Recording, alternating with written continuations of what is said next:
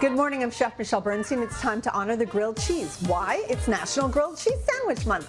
Join me today for the most remembered sandwich of your childhood, brought up to date here on SoFlo Taste.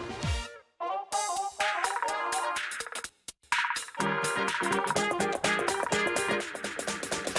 fun is that?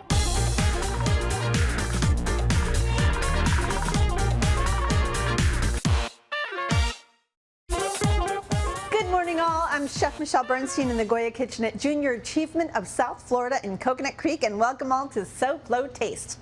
I'll bet that if I asked you to make a list of your true comfort foods, dollars to donuts, a grilled cheese sandwich would hold a lofty position on that list. A grilled cheese sandwich is warming, comforting, and delicious.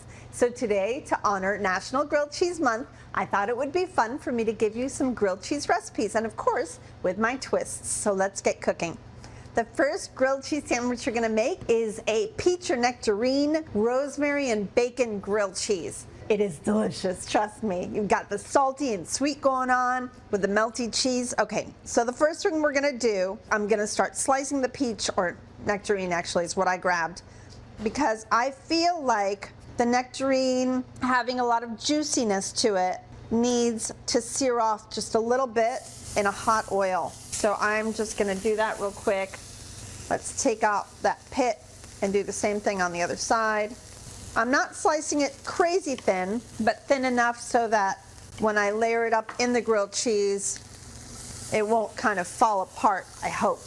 And that's also what I'm hoping for by searing it off. I cooked some bacon, and this is my favorite way to cook bacon. I always put it on a baking sheet, and I put parchment underneath it so that I don't make a mess. And then I put another piece of parchment on top of it, and then another cookie sheet the same size sitting on top so that it comes out really nice and flat and crispy. And I cook it until it's really, really crisp.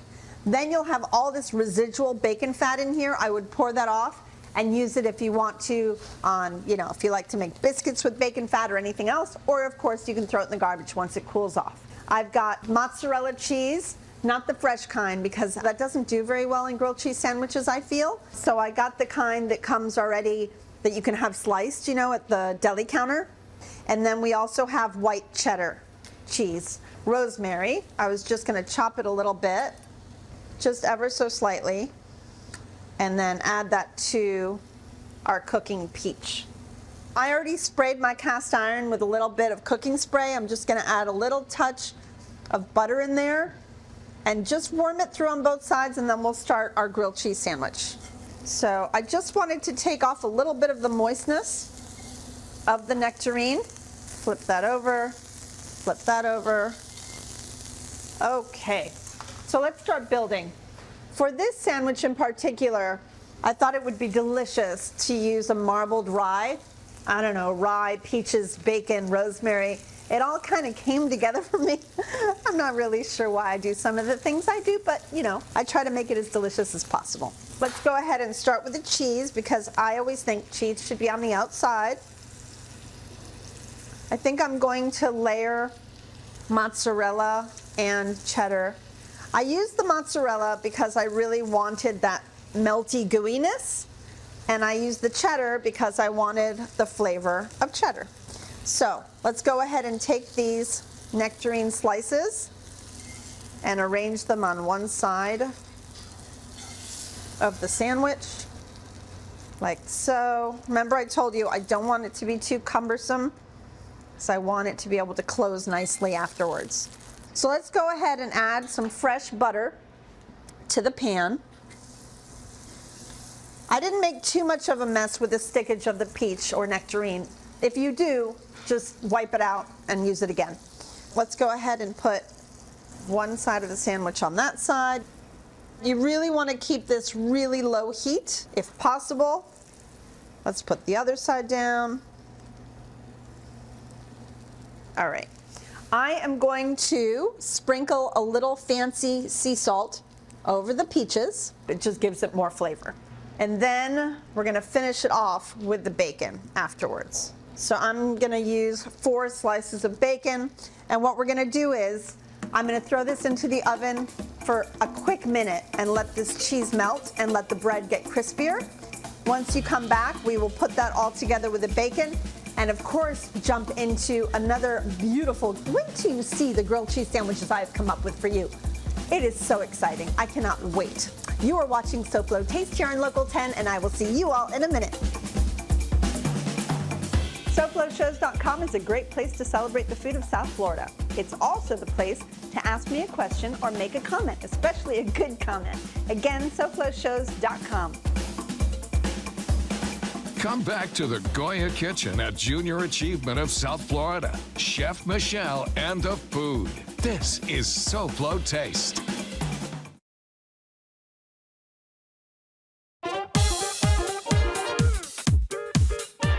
Coming up right after SoFlo Taste, it's SoFlo Home Project with me, Elena Capra, so stay tuned. Welcome back to SoFlo Taste. We're here at JA of South Florida in Coconut Creek, a wonderful and beautiful place for our children. Visit jasouthflorida.org for more information or call 954-979-7100. Now back to the food. All right, everybody, look how beautiful this is. The cheese has melted beautifully.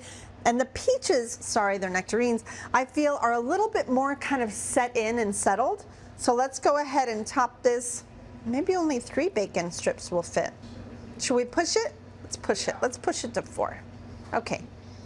Let's go ahead and top it with the other bread. Oh, this is gorgeous. Ah, this makes me happy. Slice it. Sometimes, you know, the slicing doesn't work all that well, but it worked here. And there we have it. This is so pretty. I'm so excited. So here we have it. This is our nectarine melting cheese sandwich with bacon. Yum. All right, I'm gonna set this aside. Let's jump into the next recipe. My son is a huge fan, at least he is this month, of broccoli and cheese soup. And I make a lot of broccoli and cheese soup, especially since I've been growing broccoli the last few months.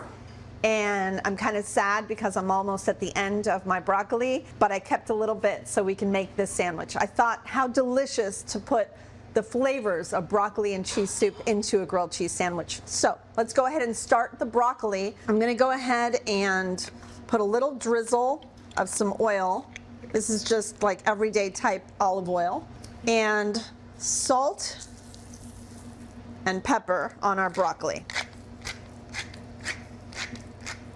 I always start broccoli and cheese soup with a little bit of garlic and onions, but I'm not gonna put onions on this one.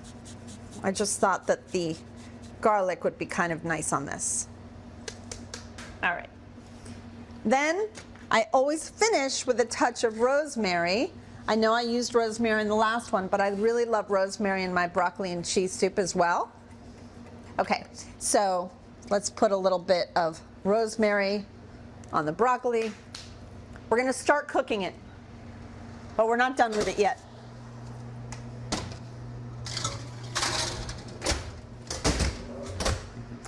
I love combining a couple of flavors in his broccoli cheese soup. In other words, different kinds of cheeses to make it just a little bit more complex, not a big deal. So what I'm gonna do is, once the broccoli has a couple minutes cook on it, I'm gonna pull it out and I'm gonna grate some fresh Parmesan cheese over the broccoli to get that yummy Parmesan flavor into it. And then we're gonna put that back into the oven and allow that cheese to melt over the broccoli. Let's start the bread part of this. Sometimes people put croutons in broccoli cheese soup, and what better crouton than a good old brioche? So I've decided to make the sandwich with brioche bread. Brioche is always delicious for grilled cheese anyways, so I might as well. For this, obviously, I chose the most obvious choice. This is cheddar cheese, right? Because broccoli cheddar soup. So let's go ahead and place, and I always layer the cheese on pretty thick. I'm not a 1 to 2 slice of cheese kind of a girl. I feel like if you're gonna do it, you gotta do it all the way. Okay, let's do one more. Okay, let's drop some butter into my cast iron pan. Now, obviously, cast iron for some of you might be a little heavy, it might be a little more difficult to use. I love it for grilled cheese. I think nothing gets a crust like a cast iron. However, if you're more comfortable using a nonstick pan, by all means, go for it. That fit perfectly. All right, so now I'm gonna go ahead and grab the broccoli and we're gonna top that with Parmesan cheese.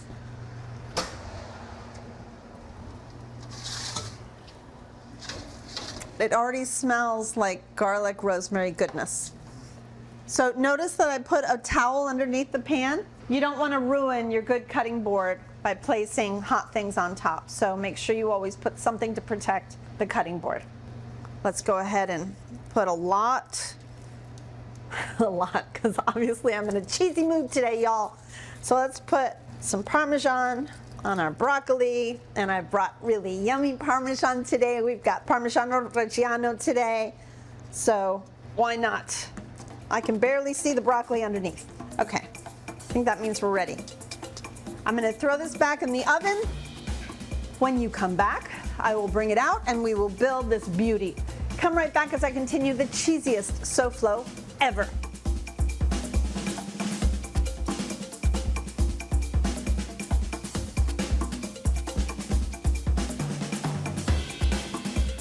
We'll see what's cooking on SoFlo Taste right after this.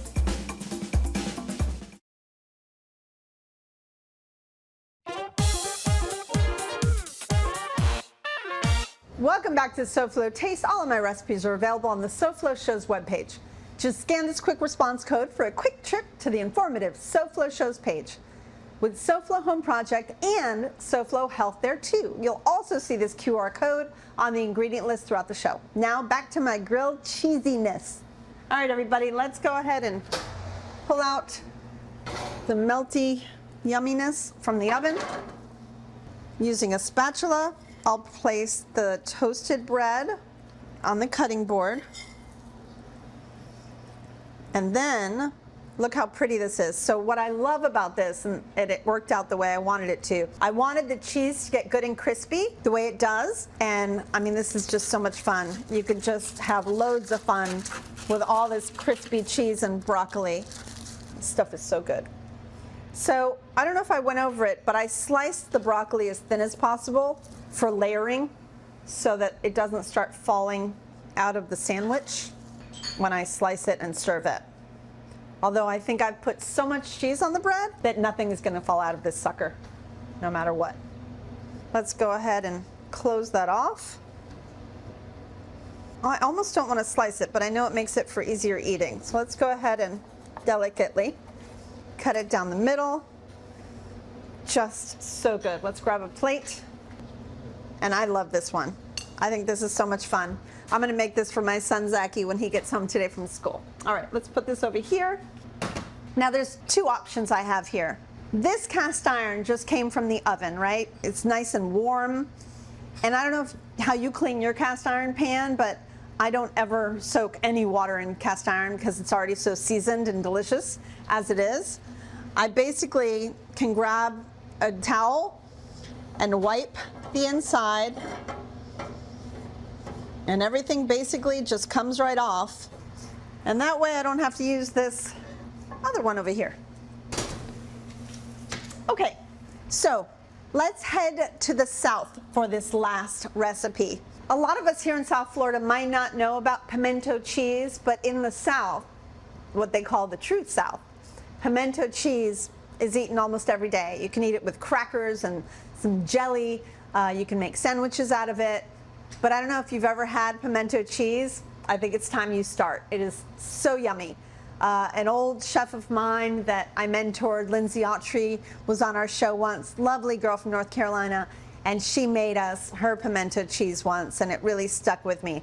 Today I'm using a recipe from the Lee brothers, who are very famous Southern cookbook writers. And I love all pimento cheeses, but I always wanted to try theirs as well.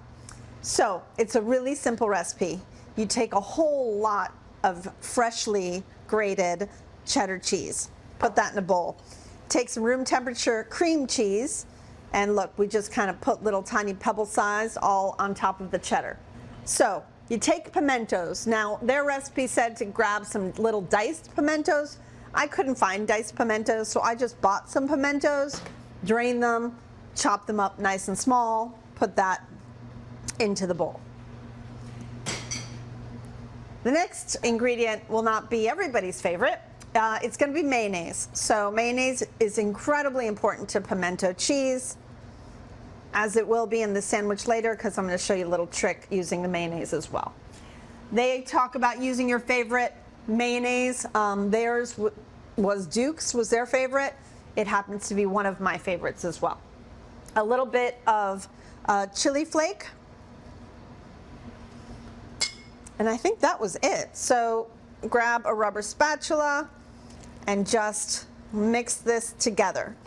It took me like 10 minutes to get this mixed the way I wanted it to be mixed. So I know you don't have that much time, neither do I. So I went ahead and made one ahead of time. And this is what it looks like when it's ready, okay? So to make a pimento grilled cheese, you really don't have to add any more cheese because there's so much cheese in there. I thought it would be good to use white bread, so I got a pretty loaf of white bread, and that's what we're gonna do. So let's go ahead and get some of this pimento cheese on there. I placed our pimento cheese in the fridge for a good couple hours before using it so that it was really nice and cold and didn't start melting right away. And I'm going with a generous helping because I want this to be a very, very cheesy sandwich, and this is about 80% cheese. Okay, there we go.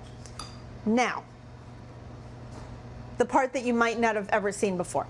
A lot of chefs love using mayonnaise instead of butter. It helps not to stick things. You know, I actually had a chef once who taught me to brush mayonnaise all over a whole fish and grill it. And I thought it was so gross. And then I ate the fish. And I realized that it didn't stick at all on the grill. And I couldn't even tell that there was mayonnaise on it. And let's face it, mayonnaise is made of good things. It's basically just egg yolk and oil and then possibly flavorings. So why not try it? It's actually pretty incredible. Nothing sticks with mayonnaise. So a lot of people have decided to go with mayonnaise instead of butter when making grilled cheese sandwiches. So that's exactly what we're gonna do with our pimento cheese. And it's not an incredibly thick layer of mayo. I mean, I guess some people do it, but I don't want that much. Let's go ahead and place that down into the pan. That's a good sear sound. And go ahead and place a little more on this side. And there we have it. Okay, I'm gonna let this cook a couple minutes on either side, and then I'm gonna go ahead and finish it in the oven for this beautiful shredded cheese to do its business. Come right back, taste buds, as I honor America's favorite sandwich.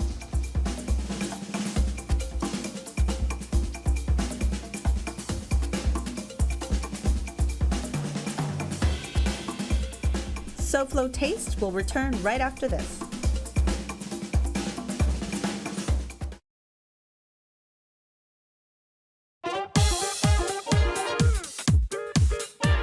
For more information on today's show or to see a recent SoFlo Taste episode, please go to our website, sofloshows.com. There you can find everything SoFlo Taste. Welcome back to my melty, cheesy cheese sandwich show. I've got the pimento cheese, grilled cheese in the oven. Let's go ahead and see how it worked out. Ooh, it's always a good sign when you have cheese melting out of a sandwich, don't you think? All right, let's see. Let's see if it's for real. Looks pretty good from here. So first time I'm making all of these. So I love when I can add some things to my repertoire as well, just so you know. It's exciting as it is to give it to you all. So let's go ahead and flip this over. I'll tell you one thing, that bread did really well. Oh yeah, this is ready to go. All right. Woo-hoo. So how I test it, I do a light press on it. And do you see any cheese coming out of there? That's what I'm looking for. All right.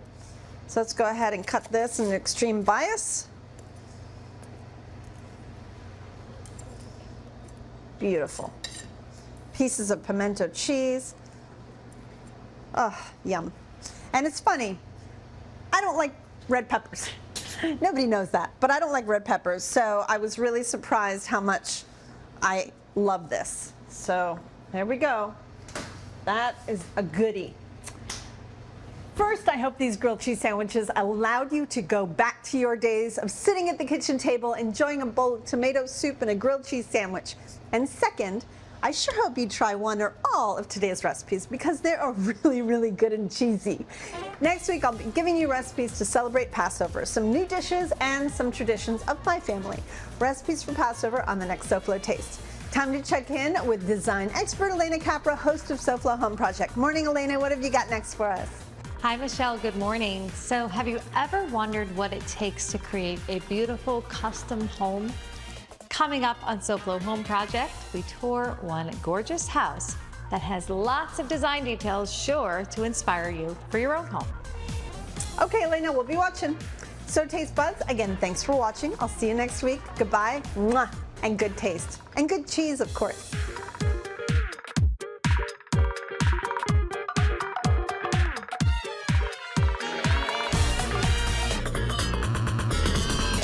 It's easy being cheesy.